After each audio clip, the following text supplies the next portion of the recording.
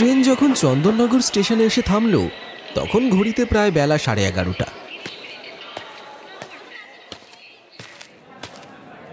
কিরে, স্টেশন থেকে তো বেরিয়ে এলাম, এবার এখান থেকে বেশ কিছুটা পথ হেঁটে যেতে হয়। দুই বন্ধু স্টেশন সংলগ্ন কিছুটা পথ পেরিয়ে একটা ছোট মেঠো রাস্তায় উঠে এলো। মেঠো রাস্তার দুপাশে সবুজে ঘেরা প্রাকৃতিক সৌন্দর্য, সঙ্গে পাখিদের কলরব। এইসব উপভোগ করতে করতে কিছুক্ষণ চলার পর ওরা একটা ভগ্ন প্রায় প্রাসাদ প্রমাণ বাড়ির ফটকের সামনে এসে দাঁড়ালো।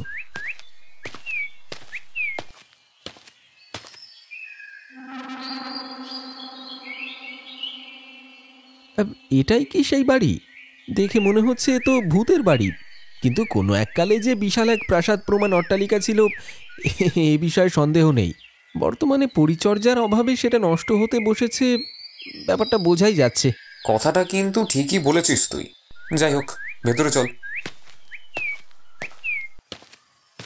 বাড়ির ফটক অতিক্রম করে দুই বন্ধু সদর দরজার সামনে এসে দাঁড়ায়। তারপর অয়ন দরজায় টোকা দিতেই বন্ধ দরজার অপর প্রান্ত থেকে ভাঙা কণ্ঠস্বরে ওদের উদ্দেশ্যে প্রশ্ন ভেসে আসে, কে? আমি অয়ন। বাইরে অপেক্ষারত আগন্তুকের উদ্দেশ্যে একটু অপেক্ষা করার আর্জি জানিয়ে বৃদ্ধ ওদের অপেক্ষা করতে বললেন। অয়ন আর ঋত্বিক দুজনেই অপেক্ষা করতে লাগলো দরজা খোলার। কালের নিয়মে পাক ধরেছে চুল ও দাড়িতে, পরনে সাদা স্যান্ডো গেঞ্জি আর সাদা ধুতি। বয়স 70 পেরোলেও চলাফেরা এখনো বেশ দৃপ্ত। সময় অপচয় না করে অয়ন আর ঋত্বিক দুজনেই বৃদ্ধকে প্রণাম করল। কেমন আছো দাদু? এতদিন পরে বুঝি দাদুর কথা মনে পড়লো আমার নাতি সাহেবের। আসলে কলেজে প্রচন্ড চাপ। এই তো পরশু পরীক্ষা শেষ হতেই ঠিক করে ফেললাম তোমার কাছে আসার কথা। বলো, এসে ঠিক করে নি? বেশ করেছো, এসেছো। এটা তো তোমারই বাড়ি, যখন ইচ্ছে আসবে। আচ্ছা দাদু ভাই, তোমার পাশের ছেলেটিকে তো ঠিক চিনলাম না। দাদু, ও আমার বন্ধু ঋত্বিক। আমরা কলেজে একই ডিপার্টমেন্টে পড়ি। তুমি যখন আমার নাতির বন্ধু, তাহলে তো তুমিও আমার নাতির মতোই। আর কতক্ষণ বাইরে দাঁড়িয়ে থাকবে? ভেতরে এসো। মধু, এই মধু, কোথায় আছিস? তাড়াতাড়ি এইদিকে আয়।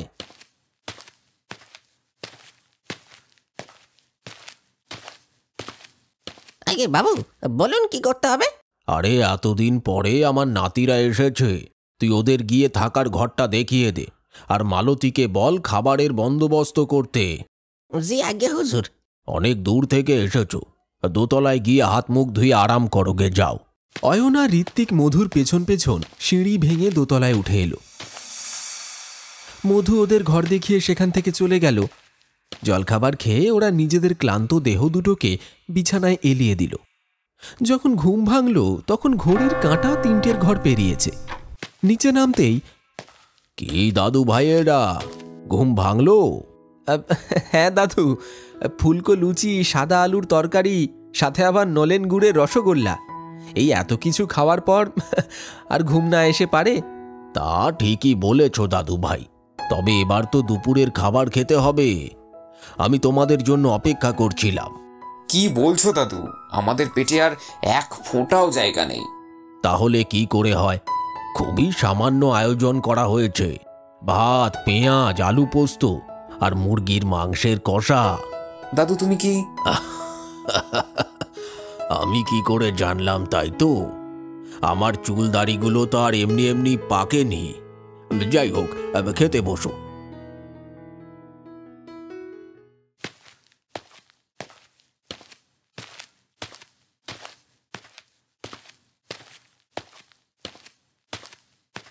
ভাই, একটা কথা বলবি?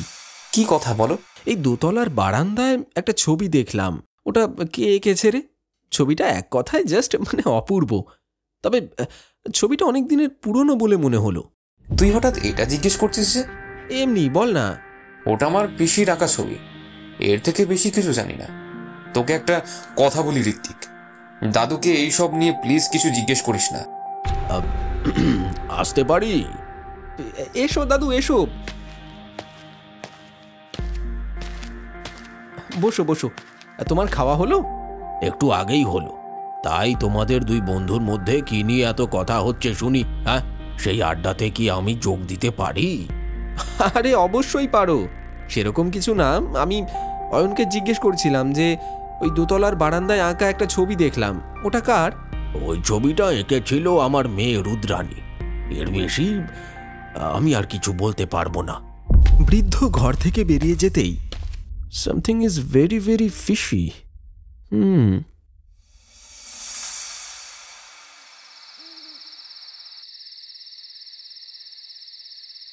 বলো না দাদু, কি সেই ঘটনা? কেন জানতে চাইছো সেসব কথা? আমার কি সেই কথা জানার অধিকার নেই দাদু? কথাটা অধিকারের নয়। আমি আর সেই দিনটার কথা মনে করে দুঃখের সাগরে তলিয়ে যেতে চাই না। তোমরা যখন জানতে চাইছো আমি সবটা বলবো। আজ থেকে প্রায় ৩৫ বছর আগে আমার মেয়ে, মানে তোর পিসি, মারা গিয়েছিল। আমি বাবাকে অনেকবার জিজ্ঞেস করেছি পিসি কিভাবে মারা গিয়েছিল, কিন্তু বাবা আমাকে কোনো উত্তর দেয়নি। আজ প্লিজ তুমি চুপ করে থেকো না, আজ তোমাকে বলতেই হবে। জানি না সেদিন কোথা থেকে কি হয়ে গেল। রুদ্রাণী ছবি আঁকতো আর বই পড়তে খুব ভালোবাসতো। অনেক রাত অবধি ঘরের আলো জ্বালিয়ে বই পড়তো, না হলে ছবি আঁকতো। প্রত্যেক দিনের মতো সেদিনও রাতের খাবার খেয়ে নিজের ঘরে চলে গেল। কিন্তু অন্য দিনের মতো সেদিন আর রুদ্রাণীর ঘরে রাত অবধি আলো জ্বলেনি। পরের দিন সকালে রুদ্রাণীকে মৃত অবস্থায় পাওয়া যায় ওর নিজের ঘরে। হাতের লেখা চিঠিটা পড়ে বুঝতে পারি ও আত্মহত্যা করে। থেমে গেলে কেন দাদু? তারপর কি হলো বলো? জানি না। বৃদ্ধ আর কোনো কথা না বলে টেবিল ছেড়ে সোজা এগিয়ে গেলেন বেসিনের দিকে। তোর পিসির মৃত্যুটা কি আদৌ স্বাভাবিক বলে তোর মনে হলো? কেন, তোর কি অস্বাভাবিক বলে কিছু মনে হয়েছে নাকি? আহা, আমি সে কথা বলছি না। একটা জলজ্যান্ত মানুষ হঠাৎ করে নিজের ঘরে কোনো কারণ ছাড়া, এর মধ্যে কোনো না কোনো গল্প তো রয়েছে। এ ভাই, তুই কি বলতে চাইছিস একটু ক্লিয়ারলি বলতো। আমি এটাই বলছি যে তোর পিসির মৃত্যুটা আত্মহত্যা নয়। তুই এতটা শিওর হয়ে কি করে বলছিস? সেদিন ওই ঘরে এমন কিছু হয়েছিল যেটা সবার অজানা। তাহলে কি? একটা উপায় আছে, প্ল্যানচেটের মাধ্যমে তোর পিসির সাথে কথা বলা। সিরিয়াসলি তুই এটা বলছিস? আমার মনে হয় না দাদু এই ব্যাপারটাতে পারমিশন দেবে বলে। বলে দেখতে ক্ষতি কি? আমার মনে হয় দাদু এই ব্যাপারটা এগ্রি করবে, কারণ আমি তোর দাদুর চোখে দীর্ঘ ৩৫ বছর ধরে জমে থাকা সেই মৃত্যুর কারণ অনুসন্ধানের চাহিদার খিদে দেখেছি। পরের দিন সকালে দোতলার বারান্দায় অয়ন আর ঋত্বিককে দাঁড়িয়ে থাকতে দেখে অমলেন্দু বাবু বললেন, কি দাদু ভাইয়েরা, ঘুম হয়েছে? নিশ্চয়ই খুব মশা কামড়েছে। না না দাদু, খুব ভালো ঘুম হয়েছে। দাদু, একটা কথা বলবো, যদি কিছু মানে মনে না করো। মনে করলে বলবে না, তা তো না ভেবে বলে ফেলো দেখি। পিসির মৃত্যুর এতগুলো বছর পরেও তোমার কি সত্যিই মনে হয় যে সেদিন পিসি আত্মহত্যা করেছিল? তোমাদের এই কথার কারণ কি? দাদু, আমার মনে হয় না উনি সুইসাইড করেছিলেন বলে। ওই দিন রাতে এমন কিছু হয়েছিল যেটা আমাদের সকলের অজানা। যদিও এটা নিতান্তই আপনাদের পারিবারিক ব্যাপার, এর মাঝে আমাদের কথা বলাটা ঠিক দেখায় না, তাই অনধিকার চর্চার জন্য ক্ষমা চাইছি। খানিকক্ষণ চুপ করে থেকে একটা দীর্ঘ শ্বাস ছেড়ে অমলেন্দুবাবু উত্তর দিলেন, কথাটা তুমি ভুল বলনি ঋত্বিক। মৃত্যুটা যে এত বেশি স্বাভাবিক কোনো মৃত্যু নয় সেটা জানার একটাই উপায় রয়েছে, সেটা হলো প্ল্যানচেটের মাধ্যমে পিসির সাথে কথা বলা। না, সেটা কখনো হয় না। এই কাজে তোমাদের অনুমতি দিতে পারবো না। এতে তোমাদের প্রাণ সংশয়ের ভয় থাকতে পারে। প্লিজ দাদু, তুমি আমাদের অনুমতি দাও, আমাদের কিচ্ছু হবে না। প্লিজ দাদু, প্লিজ। ঠিক আছে, আজ রাতে না হয় একবার চেষ্টা করে দেখা যাক।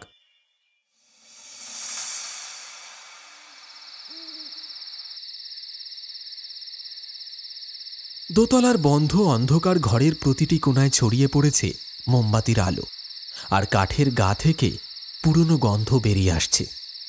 রাত্রি গভীর হলে অমলেন্দুবাবু, অয়ন আর ঋত্বিক একটা মোমবাতি জ্বালিয়ে টেবিলের চারপাশে বসল। তিনজনের সমস্ত নিয়ম মেনে রুদ্রাণীর আত্মাকে আহ্বান করতে লাগলো। আমরা রুদ্রাণীর আত্মাকে আহ্বান করছি, এসো এসো তুমি।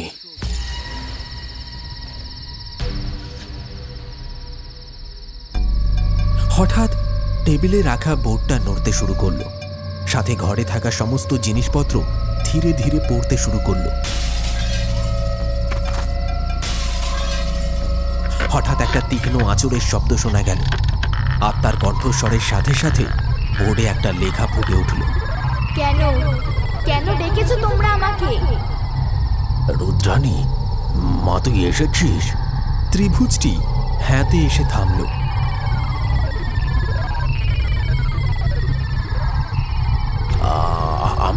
আমরা তোমার কাছে জানতে চাই। কি জানতে চাও? তোমার মৃত্যু তো স্বাভাবিক। আমার মৃত্যু মোটেও স্বাভাবিক নয়, ওটা একটা সুপরিকল্পিত খুন ছিল। কি বলছিস? খুন? কে খুন করেছিল তোকে? আমরা তো প্রত্যেকেই জানি এটা আত্মহত্যা। আমি আত্মহত্যা করিনি। আমাকে শুধুমাত্র সম্পত্তির লোভে অত্যন্ত সুকৌশলে ও সুপরিকল্পিতভাবে আমার দুধের গ্লাসে বিষ মিশিয়ে খুন করে রঘু। রঘু? এখন আমাদের কি করতে হবে? রঘু এখনো বেঁচে আছে। আমি চাই ও শাস্তি পাক, তাহলে আমার আত্মার মুক্তি হবে। কিন্তু এই কাজ সে একা করেনি। রঘু যার কথাতে এই ঘৃণ্য অপরাধ করেছিল সে শাস্তি পাবে। আবার একটা দমকা হাওয়ায় এলোমেলো হয়ে গেল সমস্ত কিছু। কিছুক্ষণ পর আবার সবটা স্বাভাবিক হয়ে উঠল। এবার আমাদের একটাই কাজ করতে হবে, সেটা হচ্ছে রঘুকে খুঁজে বের করা। ঠিক বলেছিস ভাই। ওই ঘটনার পরেই রঘু আমাদের বাড়িতে কাজ করা ছেড়ে দেয়, আর কোনোদিনও এই বাড়িমুখো হয়নি।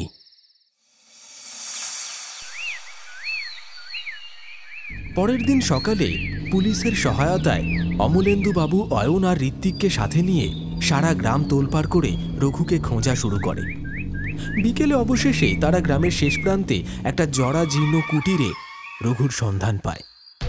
প্রথমে রঘু কিছু বলতে না চাইলেও পুলিশের ভয়ে সবটা স্বীকার করে। বড় দিদিমণি আত্মহত্যা করেনি বাবু। বড় দিদিমণির দুধের গ্লাসে আমি বিষ মিশিয়ে দিয়েছিলাম আমি। তুই এত বড় অন্যায়টা করতে পারলি রঘু? কার কথায় তুই এই অন্যায় করেছিলি? গিন্নিমা আমাকে এই টাকার লোভ দেখিয়েছিল। তোকে এই কাজটা করতেই হবে রঘু। কিন্তু গিন্নিমা, আমি এই বিশাল সম্পত্তির একমাত্র উত্তরাধিকারী আমার ছেলে অর্ধেন্দু। আমি চাই না আর দ্বিতীয় কেউ এসে এই সম্পত্তির মালিকানা দাবি করুক। বাবুর আগের পক্ষের বউটা মরল, সাথে সাথে মেয়েটাকে নিয়ে যেতে পারলি না হতচ্ছাড়ি। আমার জন্য এই রুদ্রাণী নামের আপদটাকে ছেড়ে গেলি। অনেক দিন ধরে এই আপদটাকে পুষছি, কিন্তু আর না, আজ রাতেই শেষ করে দিতে হবে। রঘু, তুই জানিস আমাকে না বলার পরিণাম কি হতে পারে। এই কাজটা করতে পারলে তোকে এত টাকা দেব যে তোর 7 পুরুষ তা শেষ করতে পারবে না। চুপ করে থেকো না। তারপর কি হলো বলো? আমি গিন্নিমার কথা মতন বড় দিদিমণির ঘরে গিয়ে প্রতিদিনের মতো সেদিন রাতেও দুধের গ্লাস রেখে আসি। তবে সেদিন দুধের গ্লাসে মেশানো ছিল বিষ, আর বড় দিদিমণি সেই বিষ মেশানো দুধ খেয়ে বিছানায় বসতেই মুখ দিয়ে বেরিয়ে আসে গ্যাজলা, আর কয়েক মুহূর্তের মধ্যেই ঢলে পড়ে মৃত্যুর কোলে। আর আমি গিন্নিমার পরিকল্পনা মতন অবিকল বড় দিদিমণির হাতের লেখার নকল করে একটা ছোট চিঠি আর সেই বিশেষ শিশি বিছানায় রেখে আমিও আলো নিভিয়ে দুধের গ্লাসটা নিয়ে চলে আসি। কথা মতন গিন্নিমা আমাকে অনেক টাকা দেয়। সেই টাকা আর পরিবার নিয়ে আমি শহরে চলে যাই, কিন্তু অদৃষ্টের ফেরে আমাকে এই গ্রামেই ফিরে আসতে হলো। হায় ঈশ্বর, আমি কি শুনলাম? ঠাকুমা এই কাজ করেছে। আমি ভাবতেও পারছি না।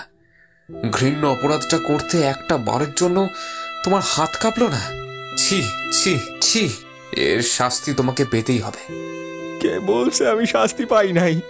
সম্পত্তির লোভ যে বড় লোভ দাদাবাবু। বড় দিদিমণির মতন ভালো মানুষের নিজের হাতে আমি খুন করেছি। আমার এই অন্যায় এত বছর আপনাদের কাছে চাপা থাকলেও স্বয়ং ঈশ্বরের কাছে তা তো লুকাইতে পারি নাই। তিনি আমার এই অন্যায় মাফ করেন নাই। শাস্তি হিসাবে আমি আমার পরিবার, ঘর বাড়ি সবকিছু হারায়া আজ আমি জীবনে একা দাঁড়ায় মৃত্যুর প্রহর গুনতেছি। এই জীবনের প্রতি আর কোনো মায়া নাই। আপনি আমারে নিয়ে চলেন দারোগা বাবু, আমারে নিয়ে চলেন। পুলিশ ইন্সপেক্টর রঘুকে নিয়ে চলে গেল। প্রকৃত দোষী শাস্তি পেয়েছে। আজ রুদ্রাণীর আত্মা হয়তো মুক্তি পেয়েছে, তবে আজও ভগ্নপ্রায় জমিদার বাড়ির ইঁটের খাঁজে খাঁজে, ভেতরে বাইরে প্রতিটা কোণায় রুদ্রাণীর স্মৃতি বিরাজমান।